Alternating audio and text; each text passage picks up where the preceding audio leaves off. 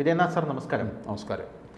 സരിൻ്റെ ഗതി എന്താകും ഇനി CPM-ൽ? സരിൻ പാലക്കാട് തെരഞ്ഞെടുപ്പിൽ CPM-ൻ്റെ സ്വതന്ത്ര സ്ഥാനാർത്ഥിയായി നിന്നു. അദ്ദേഹം 3-ാം സ്ഥാനത്തേക്ക് പിന്തള്ളപ്പെട്ടു. അദ്ദേഹം പരാജയപ്പെടുകയും ചെയ്തു. ഇതെല്ലാവരും പ്രവചിച്ചിരുന്നൊരു സംഭവമാണ്. പക്ഷേ CPM സരിനെ കൈവിടില്ല എന്ന സൂചനകളാണ് പുറത്തു വന്നുകൊണ്ടിരിക്കുന്നത്.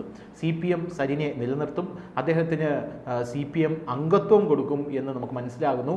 പദവികൾ അദ്ദേഹത്തെ ധാരാളം കാത്തിരിക്കുന്നു എന്ന റിപ്പോർട്ടുകൾ പുറത്തു വരുന്നു. അതായത് CPM-ൽ വിശ്വസിച്ച് ഒരാൾ CPM-നകത്തേക്ക് കയറിയാൽ അവർക്ക് CPM ഒരു അഭയം കൊടുക്കും എന്നുള്ളതിൻ്റെ ഉത്തമ ഉദാഹരണമാവുകയാണോ സരിൻ്റെ ഇപ്പോഴുള്ള ഒരു രംഗപ്രവേശനം CPM-ലേക്കുള്ള? സരിൻ ഇങ്ങനെ CPM-നകത്ത് നിന്ന് ഒഴുകിക്കൊണ്ടേയിരിക്കും. ഇനിയിപ്പോൾ ഒന്നും കൊടുത്തില്ലെങ്കിലും സരിൻ ഇപ്പോൾ അങ്ങോട്ട് തിരിച്ചു പോകാൻ പറ്റുമോ? കുറേ കാലം കഴിഞ്ഞിട്ടാണെങ്കിൽ പറ്റും. ഞാൻ എൻ്റെ കുടുംബത്തിലേക്ക് പോവുകയാണ്. ചെറിയാൻ ഫിലിപ്പൊക്കെ പോയിട്ടുണ്ട്. ചെറിയാൻ ഫിലിപ്പ് കുറേ കാലം നിന്നെന്നുള്ളതാണ്. അതെ, ചെറിയാൻ ഫിലിപ്പ് എന്ന് പറയാൻ എന്ത് നേടി അദ്ദേഹത്തിന് പലയിടങ്ങളിലും കൊണ്ടുപോയി നിർത്തി തോപ്പിച്ചു. ഉമ്മൻചാണ്ടിക്കെതിരെ, പിന്നെ ഇവിടെ വട്ടിയൂർക്കാവിൽ അദ്ദേഹം അവസാനം പൊട്ടിത്തെറിക്കുകയും ചെയ്തു. എനിക്ക് വിജയിക്കുന്ന ഒരു സീറ്റ് തന്നില്ല.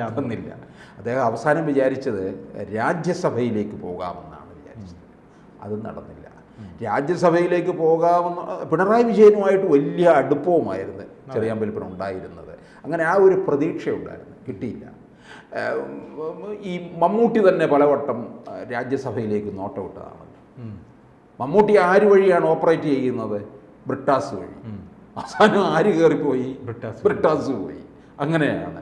കാരണം ഇവരൊക്കെ സുരേഷ് ഗോപി പോയി കഴിഞ്ഞപ്പോൾ ഉണ്ടല്ലോ രാജ്യസഭയിലൊന്ന് കയറിയിരുന്നാൽ കൊള്ളാമെന്ന് ആഗ്രഹിക്കുന്നവരാണ്. കാരണം ഇറങ്ങി നടന്ന് വിയർത്ത് വോട്ട് വാങ്ങിച്ചല്ലോ. സുരേഷ് ഗോപിക്ക് ആദ്യം അങ്ങനെ ആയിരുന്നു താല്പര്യം, ഈ സുഖിമാനായി നിന്ന് അവിടെ പോവുക, അങ്ങനെ രാജ്യസഭയിൽ ഇരിക്കുക എന്നുള്ളതാണ്. അപ്പോൾ അങ്ങനെ ആഗ്രഹിക്കുന്ന ഒരാളാണ് മമ്മൂട്ടി. ഭാവിയിൽ അത് CPM കൊടുത്തെന്നിരിക്കും, അതെന്തെങ്കിലും ആകട്ടെ. ഈ സരിനെ സംബന്ധിച്ചിടത്തോളം സരിനിപ്പം ഒരു ചെറുപ്പക്കാരനല്ലേ. എന്നിട്ട് മുഖ്യമന്ത്രി പറഞ്ഞിരിക്കുന്നത് എന്താണ്? 2026 നിയമസഭയിൽ പാലക്കാട്ട് നിന്ന് മത്സരിക്കണം, അതിനുവേണ്ടി അവിടെ കേന്ദ്രീകരിച്ച് പ്രവർത്തിച്ചോളാൻ. 2026 എന്നല്ല, പാലക്കാട് ഇനി അടുത്ത കാലത്തൊന്നും CPM-ൻ്റെ അടുക്കിലേക്ക് വരാൻ പോകുന്നില്ല. ഈ പൊട്ടനതങ്ങ് കേട്ട് വിശ്വസിച്ചോ എന്ന് ഞാൻ ആലോചിക്കുന്നത് കേട്ടോ. മുഖ്യമന്ത്രി പറഞ്ഞു കേട്ട് ഇവിടെ ഒന്നാം തരം ഭരണവിരുദ്ധ വികാരം നിൽക്കുകയാണ്.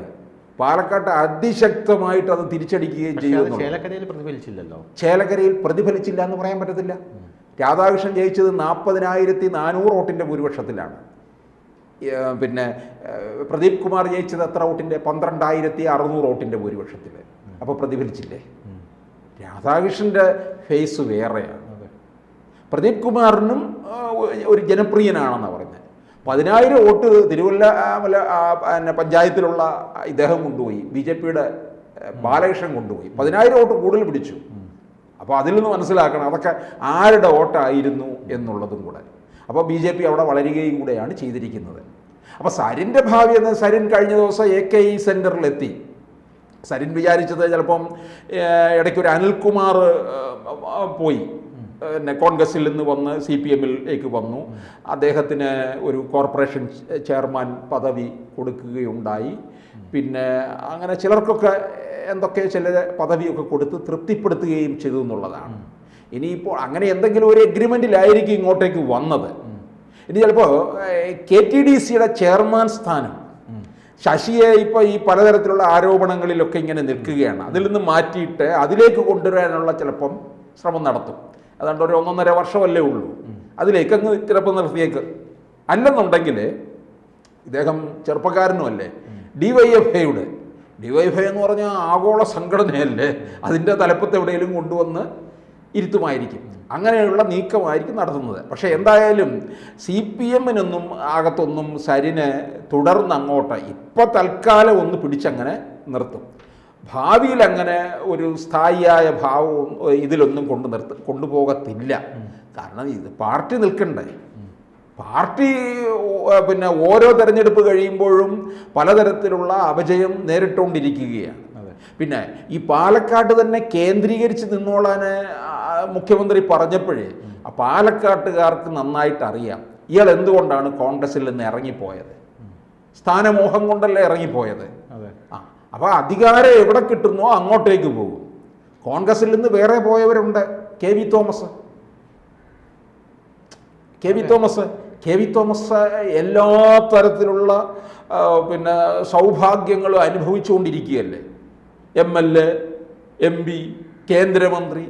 അത് ഒന്നും കിട്ടാഞ്ഞിട്ട് വന്നപ്പോഴാണ് CPM-ലേക്ക് ചാടി. എന്നിട്ട് കേരളത്തിലെ സർക്കാരിൻ്റെ കാര്യങ്ങളെല്ലാം നോക്കി നടത്താനുള്ള ഡൽഹിയിലെ ഉപദേഷ്ടാവായിട്ട് അവിടെ പിടിച്ചിരുത്തിയിരിക്കുകയാണ്. എണ്ണി കുറയുന്നിതായുസ്സും മണ്ടി കരേറുന്നു മോഹവും എന്ന് കവി പറഞ്ഞത് ശരിയാണ്. ആയുസ് കുറഞ്ഞു വരുന്നതോറും യുവമാരുടെയൊക്കെ മോഹമുണ്ടല്ലോ, ആർത്തി, അതിങ്ങനെ കൂടി വരികയാണ്. തിരുത തോമസ് എന്നല്ലേ അറിയപ്പെടുന്നത് തന്നെ. കറിവെച്ച് കൊടുത്താണ് അദ്ദേഹം പല സ്ഥാനമാനങ്ങളും നേടിയെന്നാണ് പൊതുവെ ദോഷൈക ദൃക്കുകൾ പറയുന്നു. സോണിയാഗാന്ധി അടുക്കളയിൽ വരെ എത്തിച്ചു കൊടുക്കുമായിരുന്നു. അതൊക്കെ നല്ലത് തന്നെയാണ്. കാരണം അവർക്ക് നല്ല മത്സ്യം കഴിക്കാനും പറ്റി, ഇദ്ദേഹത്തിന് നല്ല സ്ഥാനവും ഒക്കെ കിട്ടുകയും ചെയ്തു. സരിൻ ഇപ്പോൾ അതുപോലൊന്നും കൊടുത്തൊന്നും ഇത് ഒന്നും തോന്നുന്നില്ല. അങ്ങനൊന്നും CPM ആ തരത്തിലൊന്നും വീഴുന്നതൊന്നുമല്ല. അപ്പോൾ CPM-ന് കോൺഗ്രസിൽ നിന്ന് ഒരാളെ കിട്ടുന്നത് വലിയ കാര്യമാണ്. എന്തുകൊണ്ടാണ്? CPM-ന് തകർച്ച സംഭവിച്ചുകൊണ്ടിരിക്കുമ്പോൾ ഞങ്ങളുടെ പാർട്ടിക്ക് ഒരു അപജയവും ഇല്ല. കോൺഗ്രസിൽ നിന്നൊക്കെ ഇങ്ങോട്ടേക്ക് പലരും വരുന്നുണ്ട്. കോൺഗ്രസിൽ നിന്ന് ഇനിയൊന്നും അങ്ങനെ ആരും ഇതിലേക്ക് വരുത്തുന്നുമില്ല. സംഭവിക്കാൻ പോകുന്ന എന്താണ്? ഈ 2026 കുറേ സംഭവങ്ങൾ ഇവിടെ ഉണ്ടാകും. കാരണം LDF അധികാരത്തിൽ വരില്ല. അവർ ന്യൂനപക്ഷ പ്രകടനമൊക്കെ നടത്തിക്കൊണ്ട് അധികാരത്തിൽ വരാനുള്ള ഒരു നീക്കമാണ് പിണറായി വിജയൻ അണിയറയിൽ നടത്തിക്കൊണ്ടിരുന്നത്. പക്ഷെ അത് തിരിച്ചടിച്ചു. ആ തിരിച്ചടിച്ചതാണ് ഹിന്ദു വോട്ടുകൾ മുഴുവൻ BJP-യിലേക്ക് പോയി. അപ്പോൾ 26 ഇപ്പോൾ 3 ഇടങ്ങളിൽ ഇപ്പം നമുക്ക് ഉപതെരഞ്ഞെടുപ്പ് നടന്നതിൽ കോൺഗ്രസിനാണ് വലിയ മുന്നേറ്റം. ഇപ്പം പുതുപ്പള്ളിയിലും തൃക്കാക്കരയിലും ഇപ്പോൾ വന്നിട്ട് പാലക്കാട് കോൺഗ്രസ് വലിയ മുന്നേറ്റമാണ്. ഭൂരിപക്ഷം കൂടി അങ്ങ് പോയി.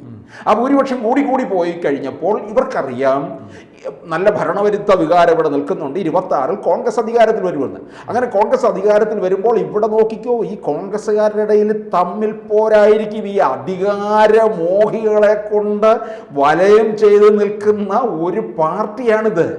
അവന്മാർ തമ്മിലടിയായിരിക്കും. ആര് മുഖ്യമന്ത്രി മാത്രമല്ല, എല്ലാ പദവിയിലേക്കും. ഈ VD സതീശൻ മുഖ്യമന്ത്രി സ്ഥാനം കിട്ടുമോ? VD സതീശൻ ധനകാര്യ വകുപ്പായിരിക്കും കൈകാര്യം ചെയ്യാൻ പോകുന്നത്. ഉപമുഖ്യമന്ത്രി വേറെ ഉണ്ട്, കുഞ്ഞാലിക്കുട്ടിയായിരിക്കും. ചിലപ്പോൾ അറിയത്തില്ല. കുഞ്ഞാലിക്കുട്ടിക്ക് മുഖ്യമന്ത്രി പദം കൊടുക്കണമെന്ന് പറഞ്ഞാൽ പോലും കോൺഗ്രസിന് കൊടുത്തേ പറ്റുകയുള്ളൂ. ലീഗായിരിക്കും തീർച്ചപ്പെടുത്തുന്നത് ആരേത് വകുപ്പ് കൈകാര്യം ചെയ്യണമെന്നുള്ളത്. പിന്നെ ബാക്കി വകുപ്പുകളെ കുറിച്ച് കോൺഗ്രസിനകത്ത് തമ്മിൽ പോരും കലഹവും അങ്ങേയറ്റം എത്തുകയും ചെയ്യും. കിട്ടാതെ വരുമ്പോൾ മുഖ്യമന്ത്രി കുപ്പായം തയ്ച്ചിട്ടിരിക്കുന്ന മോഹിച്ച് നിൽക്കുന്നവർ വേറെ വകുപ്പിനകത്ത് നിൽക്കുമോ? രമേശ് ചെന്നിത്തല വന്ന് ആഭ്യന്തര വകുപ്പിൽ നിൽക്ക്, AC വേണുഗോപാൽ മുഖ്യമന്ത്രിയാവും എന്നൊക്കെ പറഞ്ഞു നിർത്താൻ പറ്റുമോ? ചെന്നിത്തല നായർ മുഖ്യമന്ത്രി തന്നെയാകും, ആകണമെന്ന് ആഗ്രഹിക്കുന്നുണ്ട്.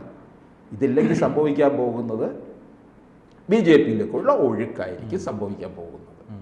അവിടെ കോൺഗ്രസിൽ നിന്ന് BJP-യിലേക്കായിരിക്കും. അപ്പോൾ ഈ CPM വായും പൊളിച്ചിരുന്നിട്ടൊന്നും കാര്യമില്ല. CPM-ലേക്ക് ആരും വരാൻ പോകുന്നില്ല, BJP-യിലേക്ക് പോകും. പതുക്കെ BJP ഇവിടെ കേരളത്തിൽ ക്ലച്ച് പിടിക്കുമോ എന്നുള്ളത് ഇപ്പോൾ പറയാൻ പറ്റത്തില്ല. ഇവന്മാർ തമ്മിൽ അടിയാണ് ഇവിടെ കിടന്നത്. ഒരിക്കലും ഗുണം പിടിക്കാതെ നിൽക്കുന്ന ഒരു ഘടകമാണ് കേരളത്തിലുള്ളത്. അതാണ് പാലക്കാട് നമ്മൾ ഇത് കണ്ടത്. അപ്പോൾ അങ്ങനെ വരുമ്പോൾ 36 BJP-യുടെ ഭരണം കൊണ്ടുവരാമെന്ന് കേന്ദ്ര നേതൃത്വം സ്വപ്നം കാണുന്നുണ്ട്. അത് വരട്ടെ, അത് നമുക്ക് ഇനിയും കിടക്കുകയാണ്. വർഷം 10-12 കിടക്കുകയാണ്. അപ്പോൾ ഇതായിരിക്കും ഇനി സംഭവിക്കാൻ പോകുന്നത്. അപ്പോൾ ഇനിയിപ്പോൾ വന്നതിന് അവർ മറ്റേ ഒരു വലിയ ഊതിക്കാച്ചി എടുത്ത് കിട്ടിയ പൊന്നുമാതിരി ഈ സരിനെ എടുത്ത് വെച്ചുകൊണ്ട് നടക്കുകയാണ്. ഈ സരിൻ ഇങ്ങോട്ട് പെട്ടെന്ന് ചാടി വന്നപ്പോൾ എന്തുകൊണ്ടാണ് അവർ പാലക്കാട്ട് സീറ്റ് കൊടുത്തത്? പാലക്കാട്ട് വേറെ CPM-കാരില്ലേ? ഇല്ലാഞ്ഞിട്ടൊന്നുമല്ലല്ലോ.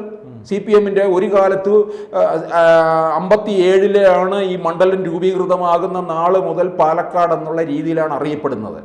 അന്ന് മുതൽ ഇങ്ങോട്ട് എത്രയോ കാലം CPM-ആണ് ഭരിച്ചുകൊണ്ടിരുന്നത്. അവിടെ ഒരു CPM-ന്റെ നേതാവില്ലാതിരിക്കുകയാണ്. വന്ന ഉടനെ എടുത്തു കൊടുത്തതിൻ്റെ കാര്യം എന്താ? അവിടെ രക്ഷയില്ല എന്ന് മനസ്സിലാക്കിയത് കൊണ്ട് പോയി നിൽക്കി ചാവേറായിട്ട്. അപ്പോൾ CPM-ന്റെ ചാവേറായിട്ടാണ് ഇവിടെ നിൽക്കുന്ന ഒരാൾ കൂടി AK സെന്ററിൽ കാലുകുത്തി. അതാണ് സരി.